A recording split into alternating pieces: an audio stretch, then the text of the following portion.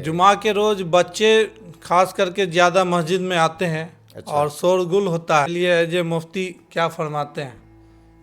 तब बन जाती है तो फिर वो डब्ल्यू फैट खेलते हैं जाकर के जी वहाँ जी, पर मुक्का मुक्की भी चालू सब हो होता जाता है। कुछ आदमी आवाज़ उठाते हैं, बच्चे को बाहर करो, पीछे करो। जी। बच्चे को सब में लेके क्यों नमाज पढ़ रहे हैं। बहुत हजरत अच्छा।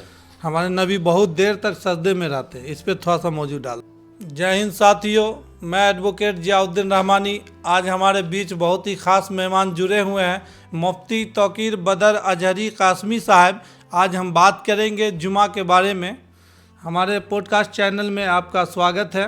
जुमा के रोज़ बच्चे खास करके ज़्यादा मस्जिद में आते हैं। अच्छा। और शोरगुल होता है, इस पे बड़े बुजुर्ग कुछ होते हैं जो आवाज़ उठा देते हैं, बच्चे को ले आता है नमाज के लिए, ये गलत करता है।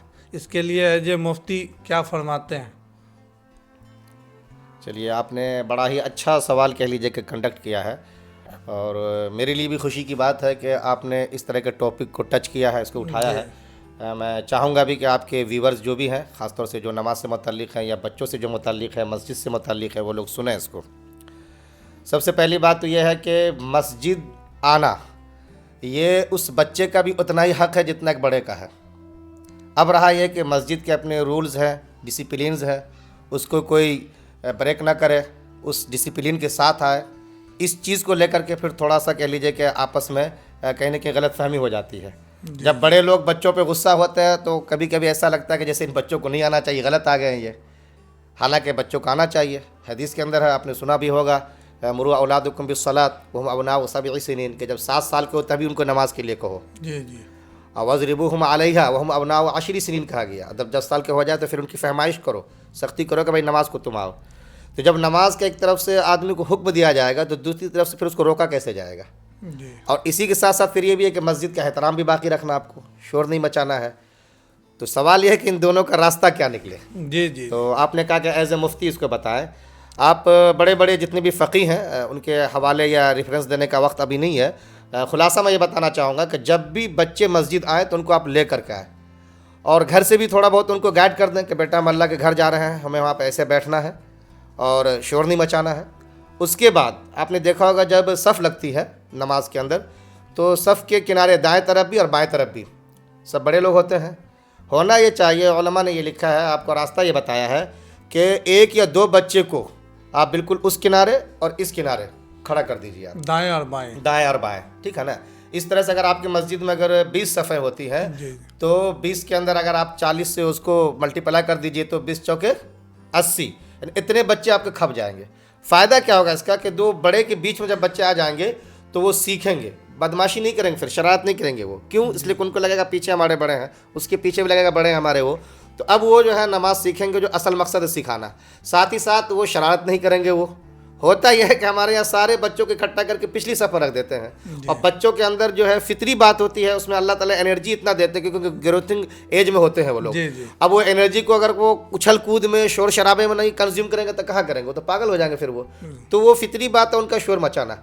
वो कब? जब उनके साथ शोर मचाने वाले मिल जाए, 1 से 2, 2 से 3, 4 करते करते फिर पूरी सब बन जाती है, तो फिर वो डब्ल्यू फैट खेलते हैं जाकर के वहाँ पर, मुक्का मुक्की भी चालू सब होता है। लेकिन जब आप उसको किनारे किनारे करते चले जाएंगे, अब बड़ों की निगरानी में उसको रखेंगे, तो फिर वो नमाज सीखेंगे और बाज़ाब्ता फिर जो शोर मचाने का मसला है वो भी आपका हल हो जाएगा। एक चीज़ और देखते हैं, कोई कोई जो जिम्मेदार होते हैं वो बच्चे को लेकर जाते हैं और सफ़ में अपने साथ खड़ा करके नमाज में रखते हैं, और कुछ आदमी आवाज़ उठाते हैं, बच्चे को बाहर करो, पीछे करो।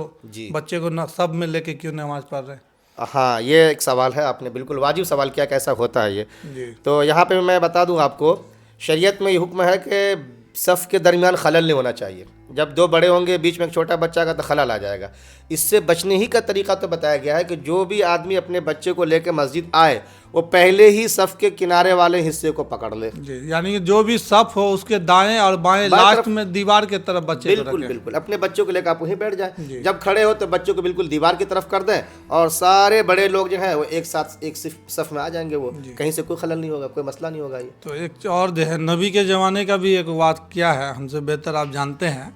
जो नबी सल्लल्लाहु अलैहि वसल्लम जब नमाज पढ़ रहे थे तो उसका नवासा जो है वो कंधे पर बैठ जाते हैं। हजरत हमारे नबी बहुत देर तक सजदे में रहते हैं, इस पे थोड़ा सा मौजूद डाल दें। हाँ, ये फैक्ट है। ये बिल्कुल फैक्ट है कि आका अलैहिस्सलातु वस्सलाम बाज़ाब्ता, बल्कि आप पढ़ेंगे सीरत के अंदर तो ये मिलेगा कि जब हज़रत हसन रज़ी अल्लाह ताला अन्हु या हज़रत हुसैन रज़ी अल्लाह ताला अन्हु नमाज के दौरान कांधे पे आ जाते या आप सजदे में होते, पीठ पे आके बैठ जाते पुश्ते मुबारक पर सल्लल्लाहु अलैहि वसल्लम, तो आप अलैहिस्सलातु वस्सलाम क्या करते थे, थोड़ा सा लंबा सजदा कर देते थे। जी सहाबा कराम कहते भी थे कि आपने मामूल से हट के सजदा किया, तो आप कहते थे तुमने देखा नहीं कि हमारे पीठ पे बच्चा खेल रहा था, वो मैंने सोचा कि चलो पूरी तौर से मुतमईन हो जाए, उसके बाद फिर हम उठेंगे। अचानक अगर मैं सजदा करके उठूँ और बच्चा गिर जाए तो उसको चोट लग जाएगी। तो इस हद तक आपने ख्याल किया है। कांधे पे होते थे तो उसको आराम से गोद में लेकर के उतारते थे, फिर जाकर के आप रुकू में जाया करते थे। ये क्यों? इसलिए कि बच्चे को हम नहीं सिखाएंगे तो कौन सिखाएगा। मान लीजिए आज हम हैं, कल तो हम नहीं होंगे, आने वाली यही नेक्स्ट जनरेशन है जो मस्जिद को संभालेगी और सफ़ में जाएगी, अपने रब से रब्ता करेगी। और जो अच्छा नमाजी होगा वही कह लीजिए अपने माशरे और समाज के लिए, मुल्क के लिए भला भी होगा। वो जो खुदा से डरेगा वही आपके कानून की पाबंदी भी करेगा और सबके लिए अच्छा बन करके आएगा। इससे खुलासा ये होता है, जो हमारे नबी सल्लल्लाहु अलैहि वसल्लम जब नमाज पढ़ रहे थे तो बच्चे सर पे या कंधे पे आ जाए तो नमाज में कोई खलल नहीं होता था, कोई दिक्कत नहीं होता था। तो इसी तरह जुमा में बच्चे अगर आते हैं तो उससे कोई दिक्कत नहीं, थोड़ा सा तरतीब उसको बच्चे को सिखाना है, थोड़ा अदब एहतराम से रखना है।